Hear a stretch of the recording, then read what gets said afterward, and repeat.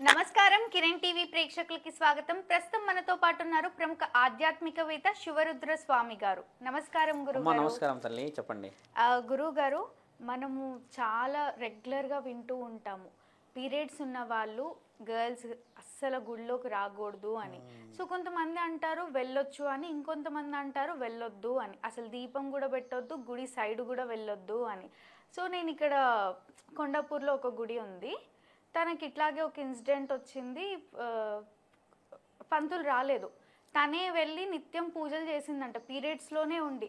అసలు పూజ చేయొచ్చా గురువు గారు? శివుడికి కానీ దేవుళ్ళకి అసలు పూజలు చేయొచ్చా పీరియడ్స్లో ఉంటే? ఇప్పుడు శాస్త్రంలో అమ్మ పీరియడ్స్ అన్న వివరణ నుంచి కొంచెం డెప్త్గా వెళ్ళినప్పుడు ఒకప్పుడు వ్యవసాయమే ఉండేది మన దగ్గర.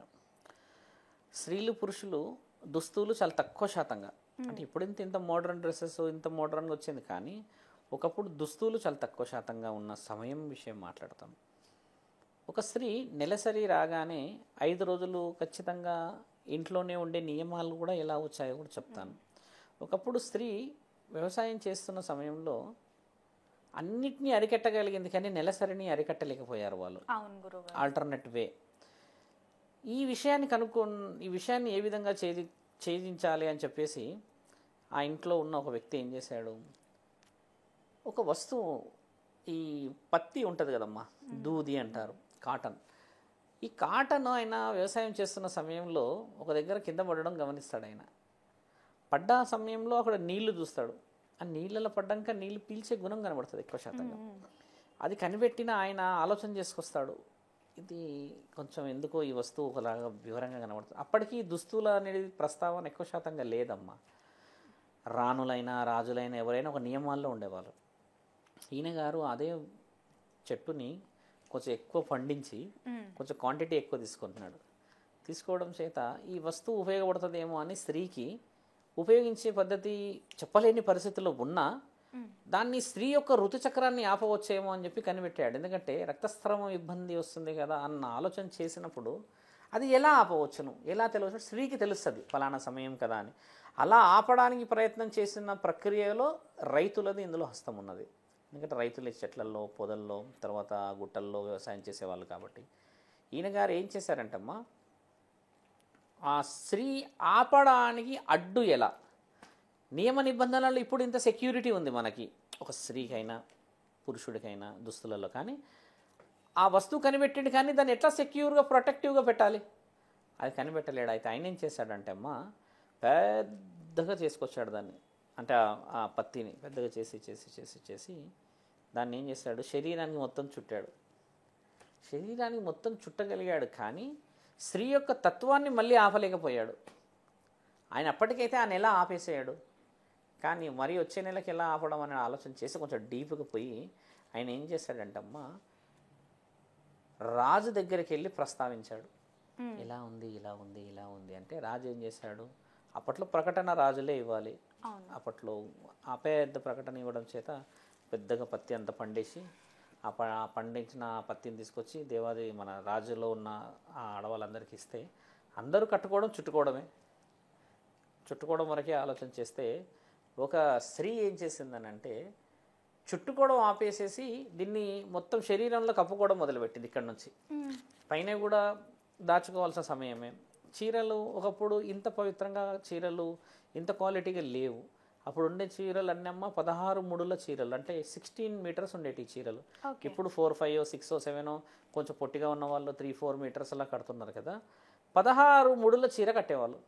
కట్టినప్పుడు ఏం చేశారంటే ఈయన గారు ఆమెకి చెప్పిండంట ఎలా ఇది ఆపాలి అని చూసినప్పుడు ఆయన చెప్పిన ఆలోచన ఏంటంటే, ఒకసారి దుస్తులు వేసిన తర్వాత దుస్తుని అంచు కింది నుంచి కట్టమని చెప్పాడట పైకి, అంటే వెనకాల చెక్కుతారు పంచలాగా, అలా స్త్రీని చెక్కమని చెప్పాడు.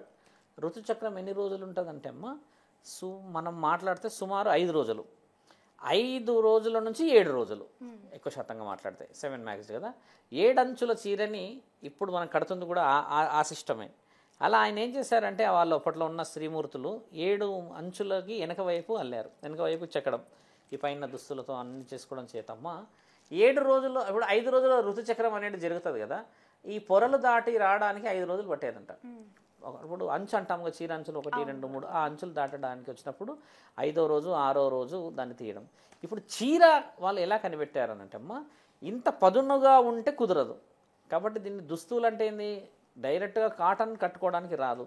కాబట్టి దాన్ని కొన్ని అల్లికలు చేసి, కొన్ని మర్యాదలు చేసి, అప్పట్లో చేతులతో చేసేవాళ్ళు కదా, అలా చేసిన తర్వాత చీరలాగా చేయడం చేత ఈ 7 అంచులతోని వచ్చిన దాన్ని వాళ్ళు 5వ రోజు వరకు వస్తే 5వ రోజు ఆ చీరలని వచ్చేసి నదిలో కడిగేవాళ్ళు. అలా 5 రోజులు ఆ పొర దాటి వచ్చేది, 1 2 3 4 5 6 7 అని. అలా వచ్చిన తర్వాత చీరను కనిపెట్టారు. చీరను కనిపెట్టిన తర్వాత ఇప్పుడు చీర కట్టే పద్ధతి ఇది కాదు, ఇలా చీర కడుతున్నారు. ఒకప్పుడు చీర అనేదమ్మా పంచలాగానే కట్టాలి. మగవాళ్ళు ఎలా పంచలు కడతారు ఇప్పుడు? ఇప్పుడు అలానే కట్టేవాళ్ళు. ఒకప్పుడు అలా స్త్రీ పురుషుడు ఇద్దరు కట్టాలి. పురుషుడైతేనేమమ్మ 9 మీటర్లు ఉన్న పంచ కట్టాలి. పైన కింద ఒకలాగే ఉండేది పంచ, పురుషులకు ఒకటే క్లాత్తోని. స్త్రీలకేమో 16 ముడులు ఉన్న చీర కట్టాలి. ఇలా మీరన్న ఋతుచక్రం పుట్టిందమ్మా. ఋతుచక్రం కాదు, దానికి సంబంధించిన ప్రికాషన్స్ అంటే సెక్యూరిటీస్ ఎలా పుట్టాయి. తర్వాత ఇప్పుడు ఇంటి గురించి మాట్లాడతాం. ఒక స్త్రీ ఇంట్లోనే ఎందుకు ఉండాలో, ఈ స్త్రీ తాటి మట్టల మీదనే ఎందుకు కూర్చోవాలి, ఇప్పుడు ఎన్ని దుస్తులను మార్చాలి, 5 అంచులది చీర విషయం చెప్పాం. కానీ చీర విషయం అనేది కూడా అందరికీ వర్తించకపోవచ్చు. అందరు కట్టరు కదా చీర, పెళ్ళైన వాళ్ళే చీర కడతారు, మిగతా వాళ్ళు చీర కట్టరు కదా తల్లి. కాబట్టి తాటి మట్టల పైన కూర్చోబెట్టేవాళ్ళు వాళ్ళని. తాటాకులు తెంపుకొచ్చేవాళ్ళు, దాంట్లో కూర్చోబెట్టేవాళ్ళు. ఒక రూమ్లో ఎందుకు కూర్చోబెట్టేవాళ్ళు, ఒక రూమ్ అంటే ఒక గది ఎందుకు కూర్చోబెట్టేవాళ్ళు అంటే అమ్మ, అప్పట్లో ఉన్న ఇల్లంతా మట్టి ఇల్లు, మట్టితో అలికేవాళ్ళు ఇల్లంతా, కల్లాప, తర్వాత మట్టి పొయ్యిలు, తర్వాత ఇల్లంతా. ఈవిడ ఒకవేళ నడిచిందే అనుకుందాం, దుస్తులు చాలా తక్కువ సమయం ఉన్న రోజులు కాబట్టి ఇల్లంతా శుభ్రపరచుకోవడం అనేది అపవిత్రత. ఇంకో విషయం ఎందుకు చెప్పాలంటమ్మా, మీరు అన్నది నేను ఇంకా గుడి దాకా రాలేదు, కేవలం వ్యవసాయం దగ్గర నుంచి ఇంటికి వచ్చాను, తర్వాత మళ్ళీ గుడికి వస్తాను. ఇప్పుడు ఇంట్లో ఉన్న దుస్తువులు, ఆ వస్తువులు ఇవన్నీ స్త్రీ కూర్చొనే చేయాలి. ఎలా? ఒకప్పుడు చూడండి, స్త్రీ 2 కాళ్ళు ఇలా మొఖాల మీద కూర్చున్నట్టు ఉండే, పొయ్యి దగ్గర కూర్చునేది, అలికేది, కూరగాయలు కోసేవాళ్ళు, ఏదైనా చేయాలంటే కూడా ఇలానే నడుస్తారు. ఇప్పుడు రాజస్థాన్లో ఉన్న వాళ్ళు కూడా కొంచెం మంది కూర్చొని నడుస్తారు, అటు ఇటు అంటే ఇట్లా మెల్లగా మొఖాలతోనే. అలా నడవడం వల్ల ఏమవుతుందంటమ్మా, నీ యొక్క అక్కడ సిస్టమ్ ఏదైతే ఉంటుందో స్త్రీలకి, వాటిపైన నరాల మీద ఒత్తిడి పడి రక్తస్రావం ఎక్కువ అయ్యే అవకాశం ఉంటుంది. అంటే ఎక్కువ బరువు పడుతుంది కదా కూర్చున్న సమయంలో. అందుకని కాళ్ళు చాపుకొని మంచి ప్రశాంతంగా ఒరిగే విధంగానే ఆ గదిని అలంకరించేవాళ్ళు. స్త్రీ పని చేయాలంటే ఆ విధంగానే చేయాలి. ఇప్పుడు వచ్చింది నీకు గ్యాసు, ఇలా లైటర్తో అనగానే. ఒకప్పుడు మట్టి పొయ్యిలో ఇలా పెట్టి ఊదేవాళ్ళు కదా, మరి కూర్చొని చెయ్యాలంటే అదంతా మట్టితో ఉండడం చేత అపవిత్రమవుతుందన్న ఉద్దేశం ఆలోచించి మన వాళ్ళు ఏం చేశారు, ఒక దగ్గర కూర్చున్నప్పుడు అత్తలు, మిగతా వాళ్ళు, వదినలు, వీళ్ళందరూ ఉమ్మడి కుటుంబాలు ఉంటే వాళ్ళు చేసేవారమ్మ. ఆ తర్వాత 3వ రోజు అయిపోయిన తర్వాత రక్తస్రావం తగ్గిన తర్వాత 5వ రోజుకి ఆ తాటి మట్టలు తీసి పాడేయడమ్మా, లేకపోతే అందరు నీళ్ళలో కడగడం లాంటివి చేసేవాళ్ళు. ఇది ఇంటిలో ఉన్న నియమాలు. ఎందుకు మూలకి ఇంట్లో కూర్చోబెడతారు ఒక దగ్గర అనేది ఇది ఒకటి. తర్వాత గుడి విషయం వస్తాం. ఋతుచక్రం అనేది ఏంటంటమ్మా, ఒక జీవ కణం పుట్టి చనిపోతుంది స్త్రీ శరీరంలో. ఈ జీవకణం పుట్టి చనిపోవడం అనేది ఉండడం చేతనే స్త్రీ గుడిలోకి వెళ్ళకూడదు. స్త్రీకి ఒకవేళ రక్తస్రావం అయితే ఖచ్చితంగా ఆవిడ గుడికి వెళ్ళొచ్చు. కానీ స్త్రీ రక్తస్రావంలో మార్పు ఏముంటుందంటే అమ్మ, అబ్రబ్రహ్మలోకాన్ని పరమాత్ముడు అగ్నిలింగం నుంచి ఆత్మలింగం, ఆత్మలింగం నుంచి తల్లి గర్భంలోకి వేస్తాడు. అంటే నీ శరీరంలో పిండం ఉన్నది అని అర్థం. అంటే అండాలంటే అండము మరియు పురుషుడి కలయికతో వచ్చేది పిండం కదమ్మా. ఈ అండం అంటేనేమో స్త్రీ శరీరంలో పుడుతుంది, పిండం అంటేనేమో పురుషుడి శరీరంలో ఉండే వీర్యం. ఈ వీర్యం వచ్చేసి శారీరక కలయిక ద్వారా రావడం చేత, అండం పిండం కలవడం చేత బ్రహ్మాండం ఏర్పడింది. బ్రహ్మాండం అంటే ఏంది? ఒక పుట్టుక. పుట్టుకకి కారణం కదా. ఈ పుట్టగానే చనిపోయాడు అనుకోండి బిడ్డ, అప్పుడు మనం స్వీకరిస్తాం ఆ బిడ్డను, అపవిత్రం అంటాం కదా. కాబట్టి స్త్రీ శరీరంలో పుట్టినది ఇమ్మీడియట్లీ చనిపోతుంది, కాబట్టి అపవిత్రం. అలాంటి అపవిత్రత గుడికి రాకూడదు. ఇదంతా వివరంగా మీకు ఉంది కదా. కొంతమంది మీరు అన్న ప్రశ్నకు వస్తాయి. ఇప్పుడు ఫలానా గుడిలో ఫలానా విధంగా అన్నదంటే అంటూ ముట్టుకి తేడా ఉంటుంది. శారీరక కలయిక కలిశారనుకో తల్లి, కలిసిన తర్వాత నెక్స్ట్ డే మార్నింగ్ ఉదాహరణకి ఋతుచక్రం స్టార్ట్ అయింది అనుకోండి, ఎవ్రీ మంత్ లాగానే ఉంటుంది, కాబట్టి పెద్ద సమస్య కాదు. 2 నెలల గర్భవతి ఉందనుకోండి, మిస్డ్ అబార్షన్ చేయించుకుంటుంది కదా ఎవరైనా ఉంటే, ఇష్టం లేకనో ఈ రోజుల్లో కొంచెం ప్రికాషనరీ. అలాంటి ఉన్నప్పుడు ఏమైందంటే నీ శరీరంలో రక్తస్రావం వచ్చే ముందు నీ యొక్క అండం ఒక పిండంతో కలవడం చేతనే అక్కడ బిడ్డ ఏర్పడింది, అంటే ఒక పిండం ఏర్పడింది, అంటే ఊపిరి. ఆ ఊపిరిని చంపిన వాళ్ళం అవుతాం కదా, చంపిన వాళ్ళం అవుతాం అక్కడ. మనం బాగా గమనించాలి. స్త్రీ శరీరంలో ఉన్నదేమో చనిపోతుంది, ఇక్కడ ఏమవుతుంది, నువ్వు సొంతంగా వెళ్ళి పిల్స్ వేసుకొని హాస్పిటల్లో చంపుతున్నావు కాబట్టి ఆ శరీరం అపవిత్రం. ఇప్పుడు ఆ అమ్మాయి ఎవరైతే కొండాపూర్లో చేశారన్నావో అది ఆమె శరీరంలో పుట్టింది కాబట్టి పవిత్రమైనది. నేను ఇంకో ప్రశ్నకు వస్తాను, అలా చేయకూడదు, ఆవిడ చేసిన తప్పు. ఇంకో ప్రశ్నకు వస్తాను. ఇప్పుడు ఒక స్త్రీ పురుషుడు కలిసిన కలయిక అపవిత్రం అన్నప్పుడు స్త్రీ శరీరంలో 5 రోజులు వచ్చేది అపవిత్రం కాకుండా పవిత్రం ఎలా అవుతుంది అని అంటే, అమ్మ, స్త్రీ శరీరంలో నుంచి ఒక జీవకణం, అంటే ఆ రక్తం బయటికి వచ్చే సమయంలో అదొక ఫ్రాక్షన్ ఆఫ్ సెకండ్స్ మినిట్స్ ఉండి ఒక కణం చనిపోతుంది. చనిపోయినాక ఆ చనిపోయిన శరీరంతో ఆ కణాలు చనిపోవడం చేత నువ్వు గుడికి వెళ్ళకూడదు అనేది ఒక నియమం రాస్తుంది. గుడిలో ఏముంటుంది? పవిత్రత. గుడిలో ఏముంటుంది? అత్యంత ముఖ్యమైన మన యొక్క సాంఘికమైన లక్షణాలు, అంటే సంక్షేమమైన గుణాలు, పాజిటివ్నెస్ ఎక్కువ ఉంటుంది అక్కడ. అక్కడ ఉండేది ఎవరు? మహాముఖంటే కావచ్చు, విష్ణువే కావచ్చు, బ్రహ్మే కావచ్చు, లక్ష్మి, ఎవరైనా ఉంటారు. వాళ్ళు ఎలా ఉంటారు? ఒక నియమ నిబంధనలలో ఉండడం చేత పవిత్రత కోల్పోకుండా నీవు రక్తస్రావం. నేనే ఉన్నా, బాగా గమనించాలి. పురుషుడు స్త్రీ శరీరంలో ఉన్నాడు అనుకో తల్లి, గర్భంలో కదా, 9 నెలలు ఆ స్త్రీకి రక్తస్రావం కాదు, డెలివరీ కాదు. డెలివరీ అయ్యేంతవరకు ఆ అమ్మకి ప్రసవం అయ్యేంతవరకు ఋతుచక్రం రాదు. ఋతుచక్రం రాని ఆ స్త్రీ ఋతుచక్రం ఎక్కడికి పోతుంది? ఆ పిండమే అది కదా, పిండం ఖచ్చితంగా బలం, శక్తి కదా. ఋతుచక్రం వచ్చేసి 5 రోజులు అయినప్పుడు అపవిత్రమైన ఆ తల్లి 9 నెలల రక్తపు మాంసపు ముద్దలతో పెంచి గర్భాన్ని పెంచి ఆ బిడ్డకు జన్మించిన ఆ పురుషుడు ఎలా పవిత్రుడయ్యాడు? ఇదొక ప్రశ్న. ఆ పురుషుడు ఎలా పవిత్రుడయ్యాడు అంటే తెలుసుకోవాల్సిన జ్ఞాన సంపద ఏంటంటే, అమ్మ, ఆయనకి ఒక రూపం వచ్చింది ఇక్కడ. అది ఊపిరి అనే ఒక పేరు వచ్చింది అక్కడ. ఈ ఋతుచక్రం వచ్చేసరికి ఊపిరి అనేది పోయింది అక్కడ, అపవిత్రత. ఇంత కొంచెం అంటే మనం డీప్గా చెప్తున్నా తల్లి మీకు, ఆ విధంగా వచ్చింది. తర్వాత గుడి అనేది ఆ సమయంలో రావడం, చుట్టుపక్కల ఉన్న కొన్ని ప్రమదగణాల శక్తులకు అపవిత్రత కలగడం చేత రాకూడదు అని చెప్పారు. ఒక వెర్షన్ కదా. ఇప్పుడు రెండో వెర్షన్ ఏంటంటే, ఆ గుడికే నేను వచ్చా, పురుషుడిని కదా, నా చేతు కోసేసుకున్న దెబ్బ, కోసేసుకున్న తర్వాత నేను వచ్చేసి గుడిలోనే ఇక రక్తాన్ని నా పట్టు కడుతుంటాడు, ఇక వచ్చి ఆ పురోహితులు వచ్చి కట్టారే అనుకోండి, ఇక మరి నేను ఎలా పవిత్రం అయిపోయా? నాది కూడా రక్తమే కదా. కాకపోతే ఏంటంటే నా రక్తంలో వచ్చే జీవకణం వేరు, అక్కడ ప్రాణానికి వచ్చే ఆ జీవకణం వేరు. అర్థమైందా తల్లి? ఆ జీవకణానికి ఈ జీవకణానికి చాలా తేడా ఉంది. ఈ వర్షన్ కదా. మీరు అడిగిన ప్రశ్నలో కొంచెం మళ్ళీ వెనక్కి వెళ్ళి ముందుకు వద్దాం. ఒక స్త్రీ శరీరము 5 రోజుల ఋతుచక్రం ఉందమ్మా. నియమాలు పాటించింది, నిబంధనలు పాటించింది, అన్నీ పాటించింది. 5వ రోజు మంగళ స్నానాలు చేసింది, మంచిగా వచ్చి ఇంకా దీపాలు నైవేద్యాలు ఒకటే పూజ. 5 రోజులు చేయలేదు కదా పూజ. అంటే గురుగారు, ఇంట్లో కూడా ఏ వస్తువులు తాకనివ్వకుండా వంటగదిలో కూడా అంటే అక్కడ జీవకణంలో అనేది it is a high content virus. అది బ్యాక్టీరియా ఎక్కువ ఉత్పత్తి అవుతుంది ఆ సమయంలో. బ్లడ్ కదా, బ్లడ్ సెల్స్ అనేటివి చనిపోతాయి కాబట్టి చనిపోయిన బ్లడ్ సెల్స్కి ఎక్కువ శాతంగా బ్యాక్టీరియా ఫార్మింగ్ అయ్యే అవకాశాలు ఉంటాయి. ఇంకా మీరు అన్న ప్రశ్న, 5 రోజులు అయినా ఋతుచక్రం 5వ రోజు స్నానం చేసిన తర్వాత ఋతుచక్రం ఎక్కడికి పోతుందమ్మా? స్త్రీ శరీరంలోనే ఉంటుంది కదా. మరి బయటికి వస్తేనే పవిత్రమై శరీరంలో ఉంటే పవిత్రం ఎలా అయింది కదా. కాబట్టి స్త్రీ పవిత్రమే, ఆ వచ్చే జీవకణం అపవిత్రం అంతే. కాబట్టి కొంతమంది మహానుభావులకు చెప్తున్నా, కొంతమంది ఏం చెప్తారంటే కొంచెం డిస్కషన్ అబ్నార్మల్గా చేస్తారు. వాళ్ళందరూ చెప్తున్నది ఏంటంటే, అమ్మ, ముట్టుతోని అంటుతోనున్న స్త్రీ కొంచెం ఇలాంటి విషయాలకు దూరమే. కానీ ముట్టు అంటే ఏంది? ముట్టుకోవడం. అంటు అంటే ఏంది? అది ఆల్రెడీ నీ శరీరంలో ఉన్నది. ఆ శరీరంలో ఉండి అదే పుట్టి అదే ఎక్కడే ఉండడం చేత నువ్వు పూజ చేసినా పరమాత్ముడు అందుకుంటాడు.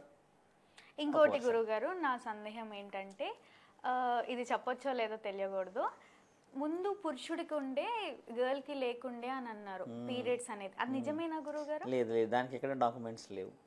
అయితే మీరన్న వర్షన్కి వస్తాను. కొంచెం మంచి ప్రశ్న వేసావు, అది కొంచెం డీప్.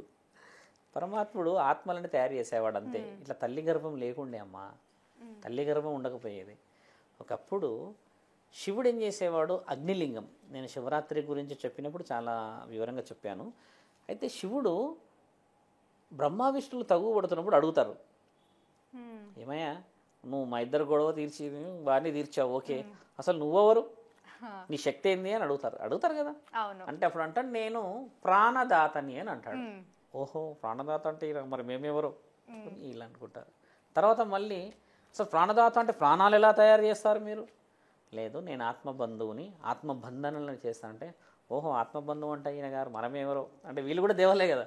అప్పుడు పరమాత్ముడు చెప్తాడు, ఒక అగ్నిస్తంభనతో ఆ యొక్క ఇద్దరి మధ్యలో నుంచి వెళ్తుంది కదా, నీ గొడవ నా గొడవ నీ గొడవ అన్నప్పుడు ఆ ప్రారంభాన్ని అగ్నిస్తంభన అంటారు. ఆ అగ్నిస్తంభం ఏదైతే ఉంటుందమ్మా దాన్ని పట్టుకోవడానికి విష్ణు మహానీయుడికి తర్వాత బ్రహ్మకి ఆ శక్తి సరిపోదు.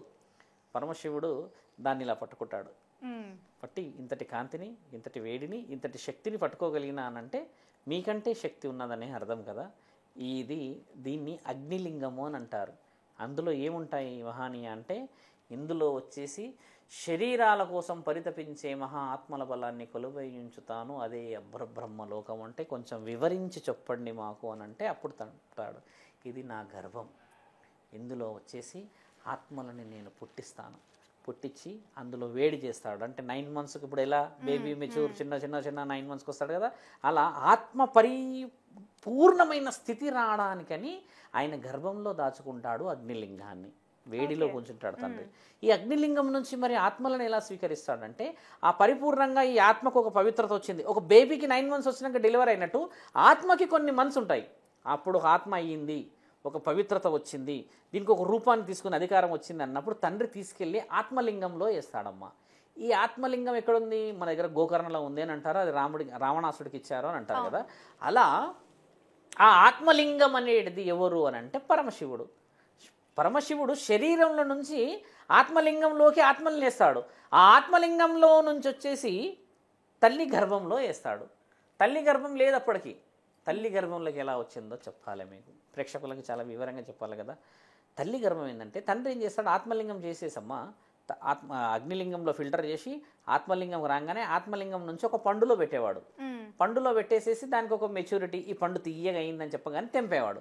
తెంపి మనుషులని సిద్ధం చేసేవాడు. మనుషులని బ్రహ్మ విష్ణు పరమేశ్వరులే ఉన్నారు అక్కడ, ఎక్కడ స్త్రీ లేరు చూడండి, సృష్టికర్తలు వాళ్ళే అంటారు, 3 మగవాళ్ళే ఉన్నారు.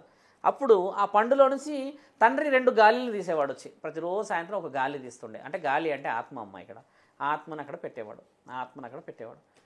2 ఆత్మలు అయ్యాయి. ఆ రెండింటికి రూపాలు ఉన్నాయి కానీ స్త్రీ రూపం పురుష రూపం లేదు.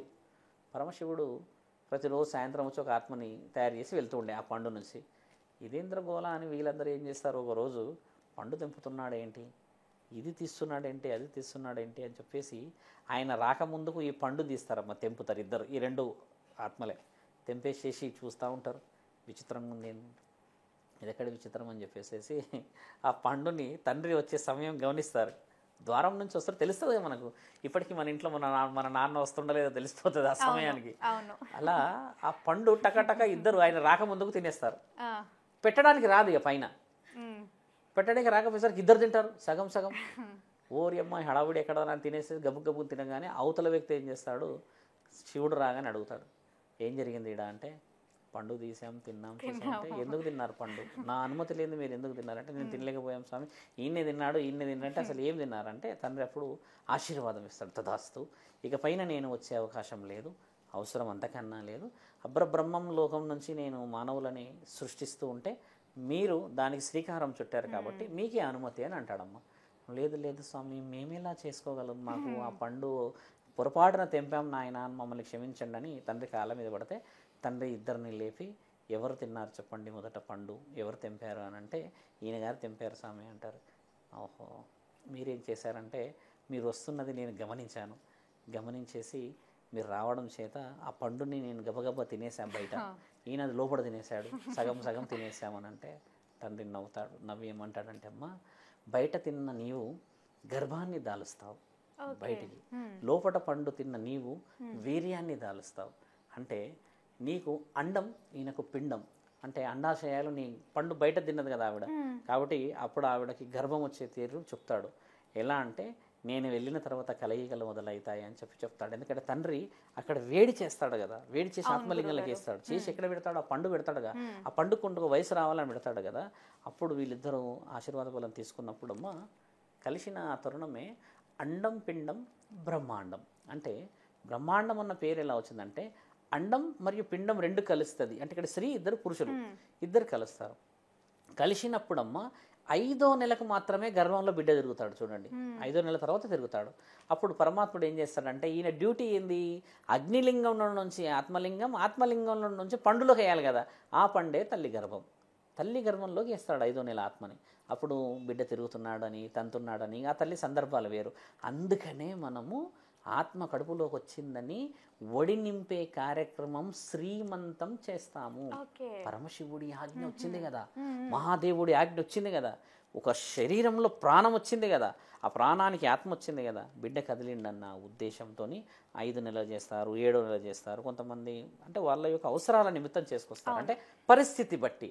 ఇందుకు అబ్రబ్రహ్మలోకం నుంచి వచ్చిన మానవ శరీరానికి ఆత్మబంధువు పరమాత్ముడు పంపడం చేత ఆయనకిచ్చే పూజా కార్యక్రమం. ఒడి నింపితే ముత్తైదులు నింపుతారు, మేనత్తలు, పెద్ద మామయ్యలు నింపడం. ఎందుకంటారంటే అమ్మ వంశోద్ధారకులు వాళ్ళందరూ మన వంశంలో పెద్ద మనుషులందరూ తింపడం చేత ఆ బిడ్డ పరిపూర్ణమైన బిడ్డకు జన్మనిస్తుంది అని ఇదొక ఆహ్వానం. మంచి ప్రశ్న. కొంచెం లోపలికి వెళ్తే తల్లి 9 నెలలు మోసింది కదా, చాలా ఇష్టం. బిడ్డని చాలా ముద్దు పెట్టుకుంటుంది, నువ్వు నా రక్తపు మాంసపు ముద్దలరా అని. ఎందుకంటే ఈమె శరీరం ఇచ్చింది కదా. మరి తండ్రి మోయాడు కదా, మరి తండ్రి మోయినప్పుడు తండ్రి ఎందుకు ముద్దాడతాడు? తల్లితో పాటు ముద్దాడతాడు. ఈయన కూడా మోయడుగా. తండ్రి వీర్యాన్ని మోస్తాడు, తల్లి అర్థమైందా? తండ్రి వీర్యాన్ని మోస్తాడు కాబట్టి తండ్రికి కూడా ఆ గర్భానికి ఉన్న విలువ ఉంటుంది. తల్లి 9 నెలలే మోస్తుంది కానీ తండ్రి జీవితాంతం మోస్తాడు అంటారు. దానికని ఈ ప్రేమ, తల్లి ప్రేమ 9 నెలలకి గర్భం నుంచి బయటకు వచ్చాక ఆగుతుంది. కానీ అదే ప్రేమ తండ్రిది చూస్తే ఆకాశం పైన ఉంటుంది. కాబట్టి ఈయన వీర్యం మోయడం చేత, తల్లి గర్భం మోయడం చేతనే తల్లి తండ్రులయ్యారు. దండాలు పెట్టి, శతకోటి దండాలు పెట్టి వాళ్ళకి గౌరవం ఇచ్చే పరిస్థితులు వచ్చాం. ఈ రోజుల్లో మన కోసం అంత త్యాగం చేసిన మహాశివుడిని ఏమంటున్నాం తెలుసా అమ్మ? దొంగ శివుడు అంటారు. యోగ నిద్రలో దొంగ నిద్రపోతున్నాడు అంటారు మహాముఖ్యంటిని. శివుడు లేనిది అబ్రబ్రహ్మ లోకం కదలదు. శివుడు లేనిది నా నాభి ఊపిరి పీల్చదు. శివుడు లేనిది ఆత్మ లేదు. శివుడు లేనిది నీ శరీరంలో రక్త ప్రసరణ కాదు. శివుడు లేనిది నీ నాలుకలో అమృతమా లేకపోతే దుర్భాషలో రాదు. శివుడు లేనిది నీ కంటికి చూపురా తల్లి. శివుడే లేనిది మానవుడు ఎక్కడు వాడు. అందుకే మానవుడు అనేటప్పుడు శివుడు అనే పేరు కలిసే విధంగానే మానవుడు అని వచ్చింది. సృష్టించిన వాడు మానవుడిని శివుడు తల్లి. అందుకే నా బిడ్డలు నా కోసం వస్తారుగా, నా బిడ్డలు నా కోసం ఎదురు చూస్తారుగా, నా బిడ్డలు నేనే కదా అసలైన తండ్రి నన్ను కనిపెడతారు కదా, కనీసం చావు తర్వాత నా ఇంటికి వస్తారేమో పార్వతి, అందుకనే నేను శ్మశానంలో కూర్చొని ఉన్నా పార్వతి అని ఇలా కూర్చొని ఉంటాడు శ్మశానంలో. శివలింగం దగ్గరికి వెళ్ళినా శివుడు కనబడ్డాడు గుడిలో. అదే శ్మశానానికి వెళ్తే మాత్రం ముక్కంటి ఇలా కూర్చొని ఉంటాడు. ఎందుకంటే నీకు రూపం ఇచ్చేటప్పుడు ఆయన ఆ విధంగానే కనబడ్డాడు కాబట్టి నా బిడ్డ నేను ఈ రూపంతోనే ఉంటే గుర్తుపడతాడు కాబట్టి రా బిడ్డారా అని శరీరానికి తీసుకొని వెళ్ళవయ్యా అంటుంటారు ఈ మానవులు. నా భార్య ఎక్కడుంది? వాళ్ళు నా వాళ్ళు, నా పిల్లలు వాళ్ళు నా వాళ్ళు, నువ్వెక్కడి నుంచి వచ్చినావు నాయన ఈ శ్మశానంలో వాటికలో కూర్చున్నావు అని మానవుడు బాధపడుతూ ఉంటే నా తండ్రి పరమశివుడు ఆడే నాట్యం పేరు ఏం తెలుసా తండ్రి? నటరాజ నాట్యం అంటారు. చితాభస్మాన్ని కాలిన శవం నుంచి తీసుకొని ఆ భస్మాన్ని రాసుకుంటాడు ఇలా. నీవు నా బిడ్డవే నా బిడ్డవే నా బిడ్డవే, నువ్వు ఎంత ఇష్టమైతే నీవు కాలిన దుమ్ము ధూళి, నువ్వు తిరిగి వచ్చిన నీ యొక్క ఎముకల నుంచి వచ్చిన ఆ చిత భస్మాన్ని నా శరీరానికి రాసుకుంటున్నా, నా శరీరానికి నా బిడ్డలది కాకపోతే నేను ఎవరి బిడ్డలది రాసుకోవాలి అని చెప్పి ఆయన ఆడుతూ ఉంటే పార్వతీమాత కైలాసంలో కూర్చొని ఏడుస్తూ ఉంటుందంట. శివుడికి ఎంత కష్టము చెబితే వినడు, వద్దంటే వినడు, మానవుల వెంట పడతాడు. నా బిడ్డలు అంటారంటే పార్వతీమాత శివుడు మానవులని సిద్ధం చేసిన తర్వాత వచ్చింది. అంతకు ముందుకు జీవితగాథ బహుశా పార్వతీమాతకు తెలియదేమో. కాబట్టి తండ్రి నవ్వుతూ ఆడుతూ ఉంటాడు. ఈ హెయిర్స్ అన్నీ వదిలేసేసి ఈ సర్పాన్ని చూసి తండ్రి చేతుల్లో త్రిశూలాన్ని చూసి ఆయన ఆడుతూ ఉంటే ఈ ఆత్మలు ఇలా తుడుచుకుంటూ ఉంటాయంట కళ్ళు. ఎందుకు తుడుచుకుంటాయంటే నా కుటుంబం అంతా వెళ్ళిపోయింది, నా భార్య పిల్లలు సంసారం అందరు వెళ్ళిపోయారు, ఉన్నదల్లా ఈయననే. కాబట్టి తండ్రి నా బిడ్డలు నేను నా బిడ్డలకి నేనే తండ్రి నేను రుజువు చేయడానికి నాట్యం ఆడతాడమ్మా. శివుడు ఆడే నాట్యానికి అర్థం అది. అంతేగాని చాలామంది చాలా వివరంగా చెప్తారు. నేను చెప్పిన ఇన్ని ప్రశ్నలు శివభక్తుడిలాగా కాదు, ఒక మానవుడిలాగా మీరు ఆలోచించండి. ఇందులో నిజ నిజాల వివరణలే కదా. శివుడు గొప్ప అని చెప్పానా? శివుడు గొప్పవాడని చెప్పడానికి గల రుజువులు చెప్పాము. శివపురాణం చదివితే, దేవీ పురాణం చదివితే, అష్టాదశ శక్తిపీఠాల గురించి రాసిన పరమాత్ముడు కూడా అమ్మ మానవుడు ఏ విధంగా ఉండాలనే రాస్తాడు. భగవద్గీత నీకోసమే ఉంది. శ్రీకృష్ణుడి గురించి ఉందా? లేదుగా. భాగవతం నీ గురించి ఉంది, శ్రీకృష్ణుడి గురించి ఉందా? వాళ్ళు చేసిన గొప్ప పనులలో నీవేం నేర్చుకోవాలని ఉంది. మహాభారత సంగ్రామ యుద్ధం ఇద్దరు కుటుంబాల మధ్యలో జరగకూడదు అని చెప్పేసి గీతా సారాంశాన్ని ఆయన రాస్తే కొట్టకదచ్చారే ఇద్దరు. అవునా కదా? ఈరోజు ఏం జరిగింది తల్లి? మహాభారతం మనందరి జీవితాల్లో ఉంది కదా. శ్రీరాముడికి తెలియదా అక్కడ బంగారు లేడి లేదని? సీతమ్మ మాత అలగకూడదని వెళ్ళాడమ్మా. అవునా కదా? ఆ తల్లి అలిగినందుకు మహాభారత యుద్ధం కంటే ముందు జరిగిన రామాయణ యుద్ధం ఎంత పెద్దదో తెలిసిందేగా. ఇలా ఎన్నో శాస్త్రీయత దాగుంది స్త్రీ విషయంలో, పురుషుడి విషయంలో. ఈ శరీరం అంత సులభంగా వచ్చిందా? ఊరికే వచ్చిందా? ఒకసారి వెళ్ళి అమ్మని అడగండి, అమ్మ చిన్నప్పుడు పాలు ఎలా ఇచ్చావమ్మా అని అడిగితే ఏం చెప్తారు తెలుసా? నన్ను ఎవరో చూడకపోయేవాళ్ళ బిడ్డ, మీ అత్త అయినా, మీ అమ్మమ్మ అయినా, మీ నాన్నమ్మ అయినా, మీ నాన్న కూడా అంతంత మాత్రమే పట్టించుకోవడము. నేను ఎర్ర కారం ఉంటుంది, ఎల్లిపాయల కారం అంటారు మన దగ్గర, ఆ మిరపకాయలు వేడి పెట్టి చూస్తారు కదా, దాన్ని అంత ముద్ద చేసి ఆ ముద్దతో తింటే కమ్మగా తీయగా పాలు వచ్చినాయని చెప్తుంది. ప్రతి గర్భవతి డెలివరీ తర్వాత తినే ఫస్ట్ ముద్ద అదే కదమ్మా. అమ్మ మనతో మన పాలేయడానికి కారపు ముద్దలు తిన్నది. అలాంటి అమ్మ గుడ్డల మీద దాన్ని జీవితాలు ఎక్కడి తల్లి? అలాంటి అమ్మలని అనాథాశ్రమంలో వదిలే జీవితాలు ఎక్కడి తల్లి? అలాంటి తల్లిని తీసుకొని ఎక్కడో పడేసేది ఎక్కడ తల్లి? ఒక ఆయన రోడ్డు మీద గుద్దేస్తున్నాడు, గోడుతున్నాడు కదా. పాలల్లో అంత పవిత్రత కోసం మేము కారాన్ని మింగింది కదా. మరి ఈ రోజుల్లో మమకారాన్ని మింగలేమా మనం? అమ్మకి ఎందుకు విలువ, తండ్రికి ఎందుకు విలువ ఇవ్వలేం? విలువలు లేని జీవితంలో నువ్వు అన్న విలువలు రావచ్చునా? శాస్త్రం, ఇతిహాస, పురాణం, తాళపత్రాలు, గంధ్రాలు రాసింది దేవుళ్ళు, మానవులు కాదు. దేవుడు రాశాడు కాబట్టి అవి పవిత్రంగా ఉన్నాయమ్మా. మానవులు రాస్తే నువ్వు అన్నట్టు కల్పితాలు వస్తాయి. శరీరం చాలా విలువైనది. మీరు అడిగిన చిన్న ప్రశ్నలు కాదు. గురుగారు దేవుడు ఎలా వచ్చాడు, మనుషులు ఎలా వచ్చాడు అని అంటే మనుషులకి తెలియదు ఈ రోజుల్లో ఇవన్నీ. అవును గురుగారు. అదే తల్లి నువ్వు అన్న విషయ వివరణ. థ్యాంక్ యూ సో మచ్ గురుగారు. చూసారు కదా, మా వీడియో మీకు నచ్చినట్టయితే లైక్ చేయండి, షేర్ చేయండి, మా ఛానల్ని సబ్స్క్రైబ్ చేసుకోండి.